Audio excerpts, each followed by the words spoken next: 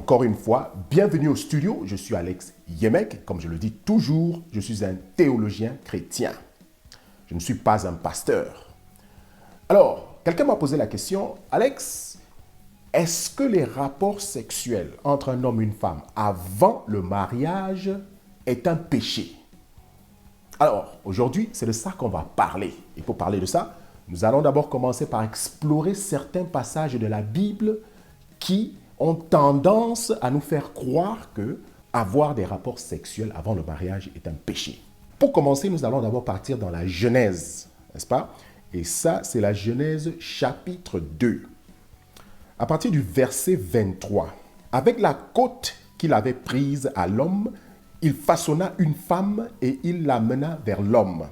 L'homme dit alors, cette fois-ci, voilà l'os de mes os et la chair de ma chair. On l'appellera femme, elle qui fut tirée de l'homme.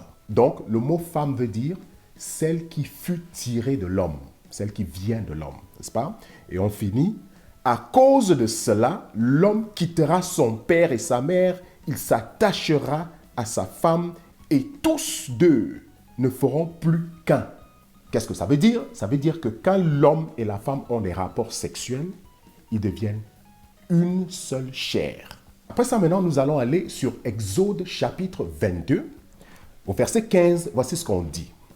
Si un homme séduit une jeune fille vierge qui n'est pas fiancée et qu'il couche avec elle, il devra verser le prix pour en faire sa femme.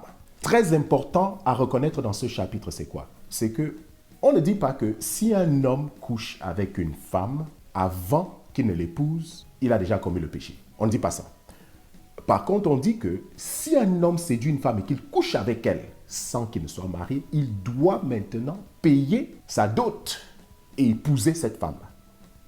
Et la question donc qu'on veut effectivement poser ici, c'est pourquoi est-ce que Dieu ne va pas directement dire si un homme couche avec une femme, il a déjà commis le péché. Ça aurait été facile de simplement dire que comme il a déjà couché avec elle, il a déjà commis le péché. Là, on voit une situation où l'homme a déjà couché avec une femme sans qu'il ne l'épouse. Et puis on lui demande que comme ça s'est déjà fait, va donc l'épouser.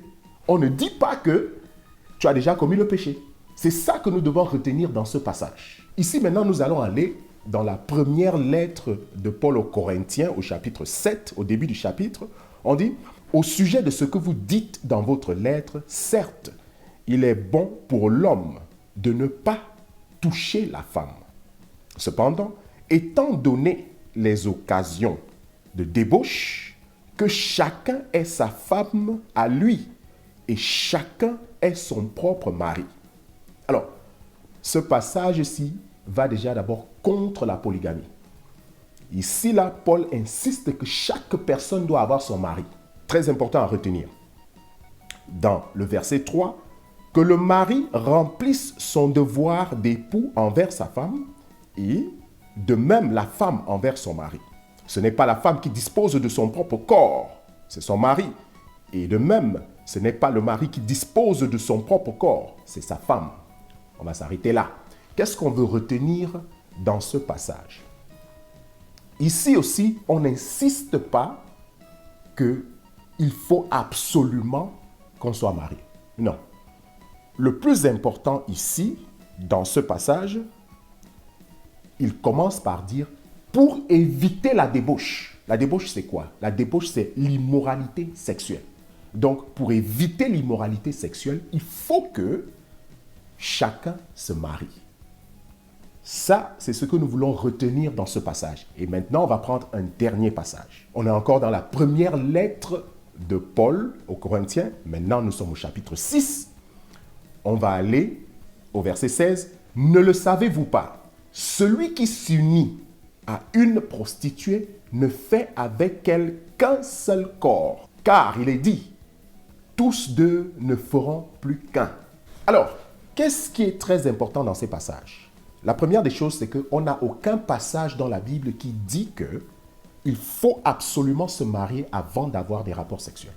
Aucun passage. Alors, mais pourquoi est-ce qu'on insiste sur le mariage avant les rapports sexuels? Qu'est-ce que Dieu essaye de protéger? Est-ce le mariage lui-même ou alors il y a autre chose beaucoup plus important que le mariage. Alors, avant qu'on aille là-dessus, il faut qu'on revienne d'abord sur l'immoralité sexuelle. C'est quoi l'immoralité sexuelle? Quand on dit, par exemple, Paul dit dans sa première lettre aux Corinthiens qu'il faut éviter l'immoralité sexuelle. Et donc, pour éviter l'immoralité sexuelle, il faut absolument qu'on se marie. Ce qu'on retient de là, c'est deux choses. Première des choses, c'est que ce n'est pas le mariage qui est la chose la plus importante ici, mais c'est éviter l'immoralité sexuelle qui est beaucoup plus importante. Et donc, la deuxième chose ici qu'on veut donc retenir, c'est quoi exactement l'immoralité sexuelle?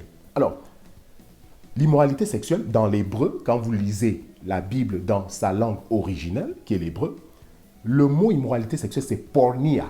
Pornia veut dire trois choses. 1, adultère. 2, fornication. 3, inceste. C'est ça les trois définitions quand on utilise le mot pornia. Donc, dans la Bible originale, en hébreu, c'est pornia qu'on utilise. Donc, quand on parle d'immoralité sexuelle, on parle de ces trois choses-là. Alors, détaillons un peu ces trois-là dans l'immoralité sexuelle. Vous allez remarquer que parmi les trois, il n'y a qu'un seul de ces péchés qui est cité dans les 10 commandements. Très important à comprendre, et c'est l'adultère.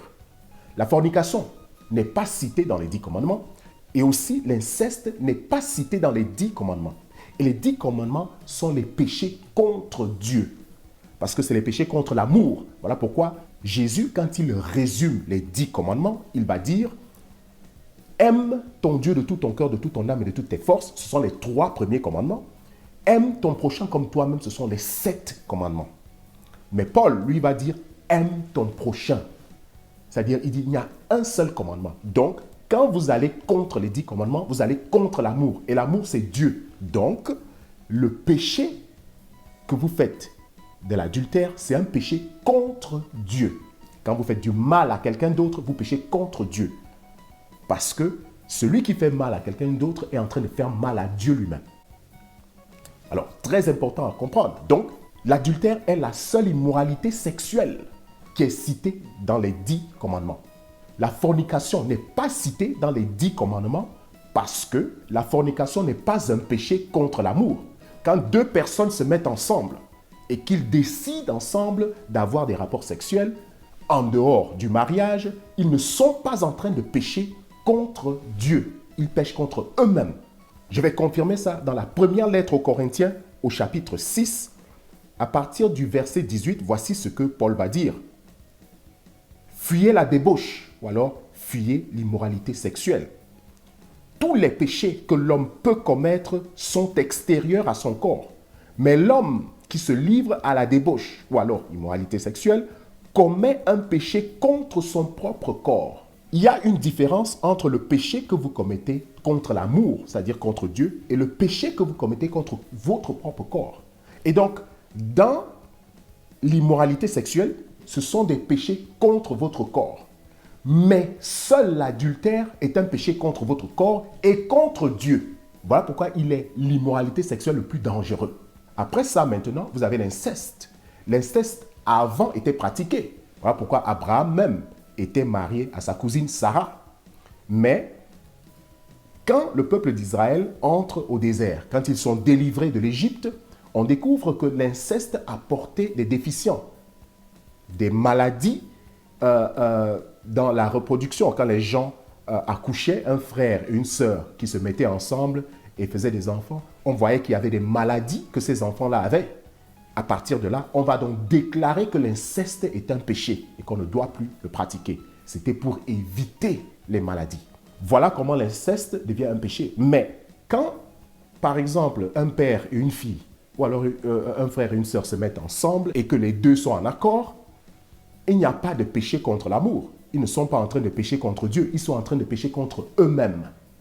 Alors, voilà donc la différence qu'il y a entre l'adultère et la fornication et l'inceste. Alors, maintenant, la question qu'on veut poser, c'est qu'est-ce que Dieu essaye de dire? Pourquoi est-ce que la Bible ne dit pas directement que avoir les rapports sexuels avant le mariage est un péché? Est-ce qu'il y a quelque chose d'autre qu'on essaye de protéger? C'est ça qui est très important à comprendre ici. Ce que Dieu essaye de protéger quand il dit qu'il faut se marier avant les rapports sexuels, c'est la fidélité. C'est ça qui est la chose la plus importante qu'il essaye de protéger et c'est la raison même pourquoi est-ce que le mariage existe. Le mariage de lui-même n'est pas si important que ça. Il faut que nous soyons très clairs là-dessus. La chose la plus importante, c'est d'éviter l'infidélité, l'adultère. Parce que l'adultère est le seul péché que vous commettez contre votre propre corps et que vous commettez contre Dieu. Alors, si maintenant on essaie de comparer une personne qui est mariée, mais qui commet l'adultère, c'est-à-dire qu'il a fait tout ce qu'il faut faire. Avant le mariage, lui et sa femme sont restés sans se toucher. Ils se marient, ils font tout solennellement devant Dieu et devant les hommes. Ils se promettent la fidélité. Et puis après le mariage, l'homme ou alors la femme commence à faire l'adultère. Et vous avez donc le couple qui, eux, ils sont fidèles l'un à l'autre, mais ils ne sont pas mariés. Ils n'ont que les rapports sexuels entre eux. Quand on regarde la Bible, quel est le couple qui a vraiment commis le péché entre les deux? Est-ce ceux-là qui sont mariés et qui n'ont pas eu des rapports sexuels avant le mariage, qui sont très bien mariés, mais qui ont commis l'adultère après? Ou alors, ce couple-là, qui ne sont pas mariés, mais ils sont fidèles l'un à l'autre. Si on va dans la Bible, lequel d'entre eux a vraiment commis le péché? C'est celui qui est marié et qui a commis l'adultère. C'est eux qui ont commis le péché. Ceux-ci qui ont des rapports sexuels avant le mariage ne sont pas en train de commettre un péché. Pourquoi? Parce que dans le livre d'Exode, au chapitre 22, on insiste que si tu couches avec une femme, il faut que tu l'épouses. On ne dit pas que si tu couches avec une femme, tu as déjà commis le péché. Non. On dit que si tu as couché avec une femme, il faut que tu l'épouses. Donc, le couple qui n'est pas marié, mais qui sont fidèles l'un à l'autre, où l'homme n'est pas en train d'aller faire de la fornication avec d'autres femmes, mais il est seulement avec cette femme-là. En réalité, c'est qu'ils sont déjà mariés spirituellement. Parce que ce qui fait un mariage, c'est quoi? C'est le fait qu'un homme et une femme se mettent ensemble et qu'ils deviennent un. Ça, c'est dans Genèse chapitre 2. Et dans la première lettre aux Corinthiens, Paul insiste encore sur ça, que si tu te mets avec une prostituée, tu deviens un avec cette prostituée. C'est pour dire quoi? C'est pour dire que le péché de la fornication commence quand vous allez de femme en femme. Il ne commence pas quand vous rencontrez la première femme ou alors le premier homme. Non. Quand vous êtes avec elle, Dieu dit encore que là, on vous observe et on espère que vous allez vous marier. Alors, pourquoi est-ce qu'on insiste donc sur le mariage? Il faut comprendre d'abord ce que c'est que le mariage. Le mariage est un pacte ou alors une alliance. C'est un peu comme un contrat, mais c'est plus qu'un contrat parce que le contrat, c'est un échange de matériel, c'est-à-dire que des choses physiques. L'alliance ou alors le pacte est un échange spirituel, émotionnel et matériel. C'est-à-dire que spirituellement, dans l'alliance, vous devenez un. L'alliance du mariage, émotionnellement et physiquement aussi, le fait que vous êtes ensemble, vous devenez une seule famille.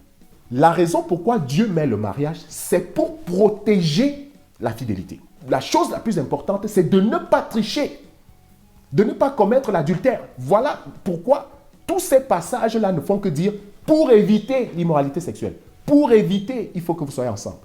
Les gens qui viennent juger les autres, oh, vous ne vous êtes pas mariés, vous commettez la fornication et tout ça, eux-mêmes là, ce sont des gens que vous allez voir la plupart du temps qui sont mariés, mais qui commettent l'adultère. Donc, ils font tout devant les yeux des êtres humains.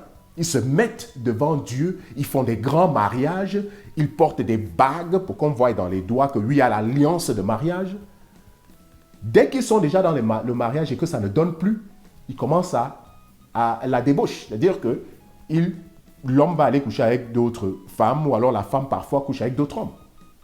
Mais devant les hommes, ils se voient comme s'ils sont parfaits. Vous allez souvent les voir à l'église, ils arrivent là. Oh, tel couple ont 20 ans de mariage. On les applaudit. Ils se lèvent, ils s'arrêtent à la main, ils font comme s'ils sont très amoureux. Mais dans leur vie privée, l'homme, la plupart du temps sont les hommes, ils ont déjà commis l'adultère plusieurs fois. Quand vous vous mariez, vous venez devant les hommes et devant Dieu. Ceux qui le font à l'église viennent devant Dieu et devant les hommes et disent « Je vais être fidèle à cette femme pour la vie. » Ou alors « Je vais être fidèle à cet homme pour la vie. » C'est ça que vous promettez devant Dieu et devant les hommes. dès le moment où vous n'êtes plus fidèle, où l'homme décide qu'il va aller coucher avec une autre femme, ou alors vice-versa, en ce moment-là, vous n'êtes plus marié. Ah oui, c'est-à-dire que vous avez déjà divorcé votre femme ou alors votre homme spirituellement et vous êtes déjà un avec la personne avec qui vous avez commis l'adultère. Donc vous êtes en train de marcher là devant les gens avec les bagues dans les doigts, en train de juger les autres qui ne sont pas mariés. Oh non, alors que le couple que vous êtes en train de juger, eux, ils sont encore fidèles peut-être même l'un de l'autre. Mais vous les jugez. Et ils vont aller vous marier alors que vous-même, vous n'êtes plus marié. Ah oui, quand vous êtes devenu un devant Dieu, que vous avez promis, Dieu vous prend par rapport à la promesse que vous avez faite. Alors maintenant, quand vous allez contre cette promesse-là, vous êtes en train de violer cette alliance. Et quand vous violez cette alliance, devant Dieu, vous n'êtes plus marié. On ne vous considère plus que vous êtes marié. C'est très important à comprendre parce que vous avez déjà vous-même divorcé spirituellement. Alors, mais en réalité, le divorce spirituel n'existe pas. On vous tient toujours par rapport à votre parole. Voilà pourquoi on va donc dire que vous êtes dans le péché. Parce qu'en temps normal, vous n'êtes plus dans l'alliance du mariage. Vous vivez maintenant dans le péché. L'alliance du mariage est une alliance parfaite qui demande la fidélité. Vous allez remarquer qu'on ne vous apprend pas cette histoire comme ça dans les églises. Quand vous allez, il y a beaucoup d'églises qui passent leur temps à juger les autres. Vous avez des pasteurs qui jugent. Oh non, vous faites la fornication. Alors que lui-même couche avec les femmes de l'église. Il est marié. Hein? Il couche avec les femmes de l'église. Vous allez remarquer ça comment? Vous allez remarquer quand vous commencez déjà à voir des femmes de l'église en train de manquer de respect à la femme du pasteur, vous savez déjà que cette femme-là, il y a possibilité qu'elle-même ait déjà couché avec le pasteur ou alors elle connaît quelqu'un qui a déjà couché avec le pasteur. On ne vous enseigne pas la fidélité. On ne parle pas d'éviter l'adultère. Donc la question que moi je vais vous poser, qu'est-ce que vous préférez? Vous préférez un couple qui est fidèle l'un à l'autre, mais qui ne sont pas mariés? Ou alors un couple qui est marié, mais où l'un commet l'adultère, ou alors les deux même sont en train de commettre l'adultère? Quel est le couple que vous croyez qui est vraiment en règle devant Dieu? Merci beaucoup d'avoir suivi cette vidéo.